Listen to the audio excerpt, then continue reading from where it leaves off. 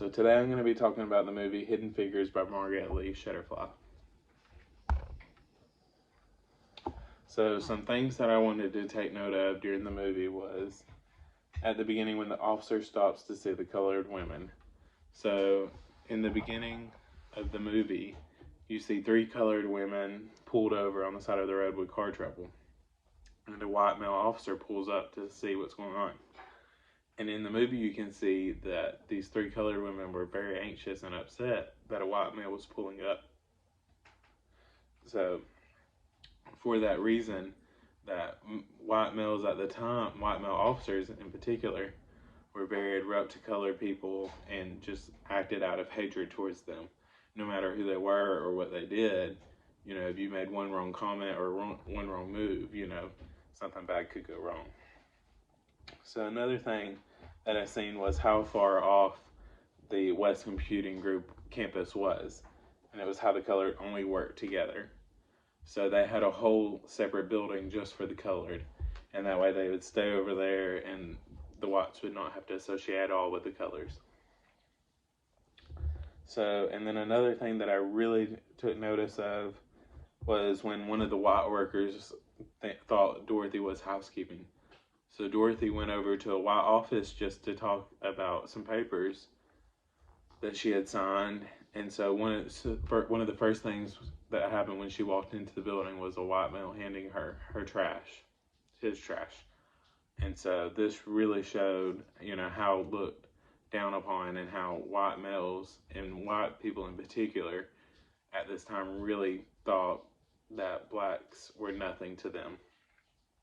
And then one of the huge major turning points was the tearing down of the colored sign. So whenever Alan tore down the colored sign, it was just a huge major turning point showing, that these 3 black women were making a stand and making a difference at NASA. And so he went over there and tore down the colored sign and said that here at NASA we all be the same color. So Katherine Johnson was one of the main characters in the movie. And so Katherine was a widowed woman with her 3 children working at NASA. Katherine works in the West Computers Group until a mathematician is needed in the launch program. Katherine shows her talent to Space Launch Team and is still looked down upon. Katherine goes on about her business and works very hard until a new problem needs to be solved.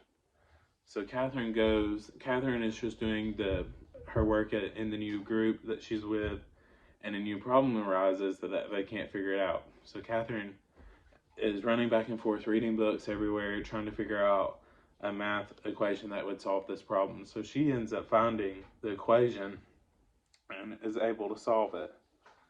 So one of the main things that Katherine says is, "Let me do it. You tell me when you want it and where you want it to land, and I'll do it backwards and tell you where to take off." That was my forte. So Katherine earned her spot at NASA for helping Alan Johnson get to outer space and land safely back on U.S. soil. So probably without Katherine's calculations, we wouldn't have been one of the first up to space. So let's go on to Dorothy Vaughan. So Dorothy Vaughan was the manager over the West Computing Group. While not being paid as a manager, she still did the job. Dorothy was well qualified for the management position, but was never offered it. Dorothy knew that no one was going to help her get a permanent position, so she made one herself. Dorothy seen that they had installed an IBM that would eliminate the West Computing Group, but had seen that they had no idea of how to work it. Dorothy stole a non-colored book on IBM to learn how to work it. So she learned how to work the Fortran machine, and once she had figured it out, these white males come in to see this black woman messing with the machine and get all upset. So one of the main people at NASA seen that she was very well qualified and knew what she was doing, so they hired her and the whole West Computing Group to work this massive calculating machine. And at that time, the West Computing Group was a temporary job, mainly for the reason that they were all blacks and they could just be picked up and thrown away at any time, and they didn't have to be offered a secure position at NASA. So Mary Jackson was one of the most famous ones in this. Mary Jackson was another lady, a part of the West Computing Group, but later was called to help with the Hochschild Engineering Group. Mary found her passion for engineering, but was held back for being a colored female. Mary had to get an engineering degree to work. Mary took her case to court and was able to get into an all-white college with 9 classes. So at this time, Mary couldn't go to a college because it was an all-white college. So she had to take her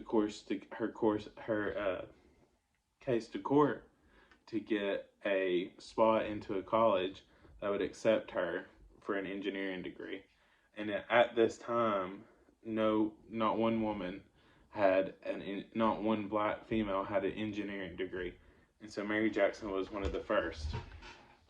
So, and then I wanted to just touch on a little bit about racism in the 60s and the significance of this movie. So it was not just all about these 3 women conquering, and fulfilling their dreams.